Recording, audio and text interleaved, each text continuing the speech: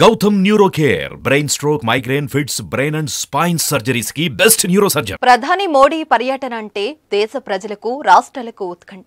ఆయన మాటలు ప్రసంగం పూర్తిగా దేశ ప్రజలను కట్టిపడేస్తాయి. ఆయన ఉద్వేగంగా మాట్లాడితే స్టేజ్ కింద ఉన్న వాళ్ళు ఈలలు చప్పట్లు కొట్టాల్సిందే. కానీ ఇక్కడ ఒక విచిత్రం జరిగింది. అదేంటంటే ప్రధాని మోడీ కొంత భావోద్వేగానికి గురయ్యారు. తన చిన్ననాటి రోజుల్లో ఆయనకు ఎదురైన వాటిని గుర్తు చేసుకున్నారు. ఎందుకు ఆయన కన్నీళ్లు పెట్టుకున్నారు, అసలు కారణం ఏమిటి, ఇది ఏ రాష్ట్రంలో జరిగింది అనే విషయాలు ఇప్పుడు మీరు చూడాల్సిందే. ప్రధాని నరేంద్ర మోడీ శుక్రవారం మహారాష్ట్రలో పర్యటించారు.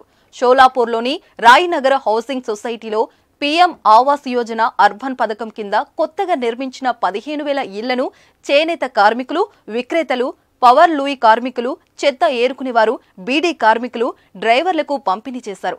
ఈ సందర్భంగా షోలాపూర్లో ఏర్పాటు చేసిన భారీ సభలో ప్రధాని మాట్లాడుతూ పీఎం ఆవాస్ యోజన పథకం కింద దేశంలోనే అతిపెద్ద సొసైటీ ప్రారంభోత్సవం జరిగిందని అన్నారు.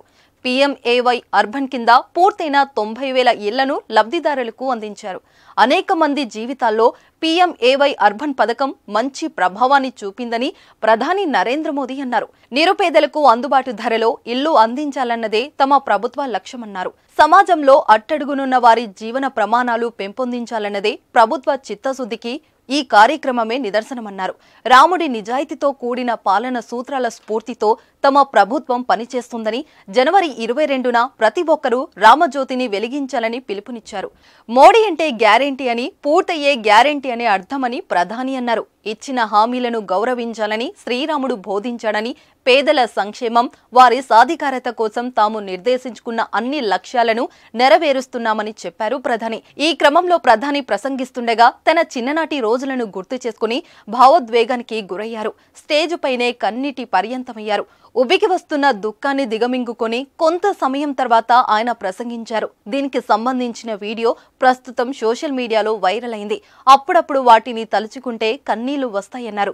ప్రతి ఒక్కరి జీవితంలో చిన్ననాటి రోజులు ఓ మధుర జ్ఞాపకాలని, కానీ తన జీవితంలో అనేక కష్టాలు, కన్నీళ్లే ఉన్నాయని అన్నారు. ఎన్నో సమస్యలు ఎదుర్కొని ఇక్కడి వరకు వచ్చానన్నారు. తన కన్నిటిని ఆపుకుంటూ నేను ఆ ఇళ్లను చూడటానికి వెళ్లానని, చిన్నప్పుడు అలాంటి ఇంట్లో నివసించే అవకాశం ఉంటే బాగుండేదన్నారు. వేలాది కుటుంబాల కలలు నెరవేరాయని చూసినప్పుడు తృప్తిగా అనిపిస్తుందన్నారు. వారి ఆశీస్సులే నాకు పెద్ద ఆస్తి అని ప్రధాని మోడీ అన్నారు. ये चीजें देखता हूं, मन को इतना संतोष होता है. इन हजारों परिवारों के सपने जब साकार होते हैं तो उनके आशीर्वाद मेरी सबसे बड़ी पूंजी होते हैं.